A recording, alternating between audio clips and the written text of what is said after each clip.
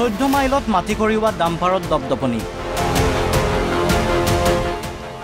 শ ডাম্পাৰে কঢ়িয়াই অবৈধভাৱে কটা পাহাৰৰ ৰঙামাটি চুৰিয়াগল চিমেণ্ট কাৰখানালৈ সৰবৰাহ হয় এই ৰঙামাটি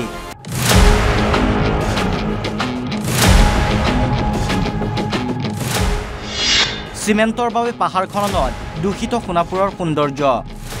এই ক্ষেত্ৰত সৰব দিছপুৰৰ বিধায়ক অতুল বৰা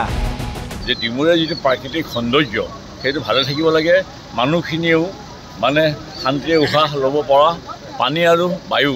দুইটাইটো মানুহৰ আচল খাদ্য এই চাউলটো নহয় আচল খাদ্য পানী আৰু বায়ুটোহে আচল খাদ্য সেইটোৱে যদি এওঁলোকে চিমেণ্ট ফেক্টৰী ধ্বংস কৰে তেনেহ'লে ডিমুৰেতো মানুহ থাকিব নোৱাৰিব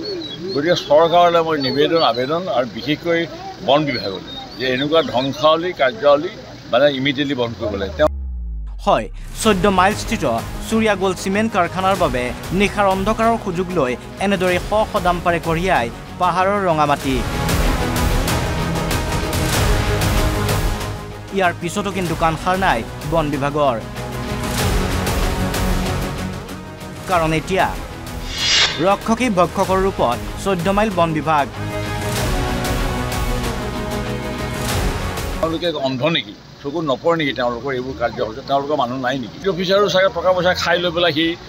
পেট ডাঙৰ কৰি আছে বিট অফিচাৰক ট্ৰেন্সফাৰ কৰিব লাগিব বিট অফিচাৰটো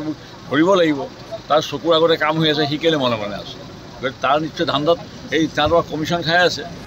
বন বিভাগৰ বিট কাৰ্যালয়ৰ পৰা মাত্ৰ 500 মিটাৰ নিলগত অৱস্থিত চুৰিয়াগল চিমেণ্টৰ কাৰখানা ইয়াৰ পিছতো ডাম্পাৰৰ সৰবৰাহৰ দৃশ্য বিট অফিচাৰৰ চকুত নপৰাটো ৰহস্যজনক এই প্ৰসংগত বিধায়ক অতুল বৰাই কয় চৰকাৰী বেতনেৰে পেট নভৰে একাংশ বন বিষয়াৰ বৰষুণ দিলে যে যোৰাবাটত যে বোকাবিলাক গোট খায় পানীবিলাক জমা হয় সেইটো এটা কাৰণ গতিকে বিট অফিচাৰজনৰ যদি দোষী শাস্তি পোৱাৰ যোগ্য মই এই বিষয়ে মানে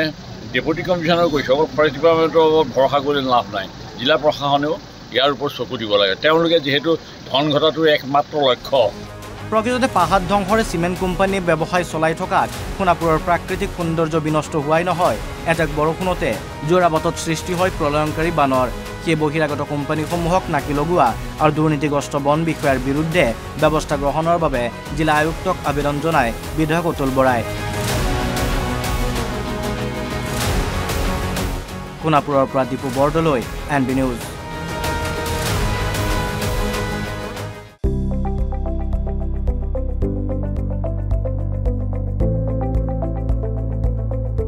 NB নিউজ সহজ সৰল ভাষাত নৱভাৰতৰ কথা